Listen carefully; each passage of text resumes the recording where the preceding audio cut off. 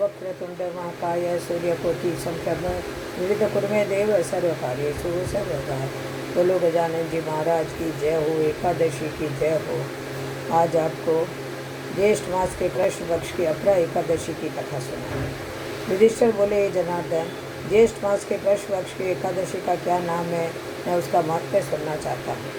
श्री कृष्ण बोले, राजन, तुमने संसार के हित के लिए बहुत सुंदर प्रश्न किया है।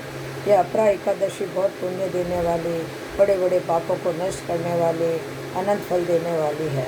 जो अपरा का व्रत करते हैं वे संसार में प्रसिद्ध हो जाते हैं। ब्रह्म हत्या, गौत्री की हिंसा और गर्भ हत्या, दूसरे की निंदा, पर स्त्री गमन, ये सब पाप अपरा के व्रत करने से नष्ट होते हैं। झूठी गवाही देने वाले, झूठी प्रशंसा करने वाले, झूठे बोलने वाले, मिथ्या वेद पाठी, ब्राह्मण और ढोंग रचाने वाला ठग, ज्योतिषी, कपटी, वैद्य, ये सब नरकगामी होते हैं।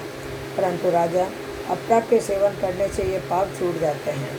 तो क्षत्रिय युद्ध में भाग जाता है तो घोर नरक में पड़ता है।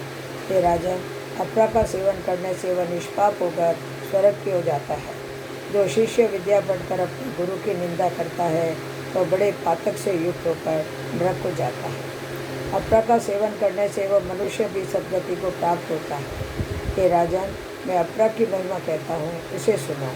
कार्तिक की पूर्णिमा को तीनों पुष्कर में स्नान करने से, मकर के सूर्य में प्रयाग में स्नान करने से, काशी में शिवरात्रि का व्रत करने से, गया में पिंडदान करने से, सिंह राशि में बृहस्पति में गोमती नदी के इसमें स्नान करने, कुंभ में केदारनाथ के दर्शन से, बद्रिकाश्रम की यात्रा और उस तीर्थ का सेवन करने से, सूर्य ग्रहण में कुरुक्षेत्र में हाथी, घोड़ा और सोने का दान करने से और यक्ष में सुवर्ण का दान करने से जो फल मिलता है, वही फल मनुष्य को अपरा का सेवन करने से मिलता है।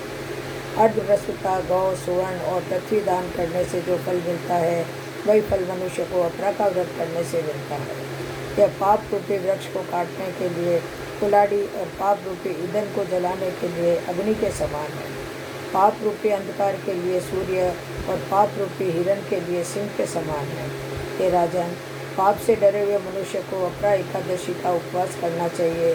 जो एकादशी का व्रत नहीं करते हैं वे मनुष्य जल में बबूले के समान और जानवरों में घुनगे के समान होते हैं।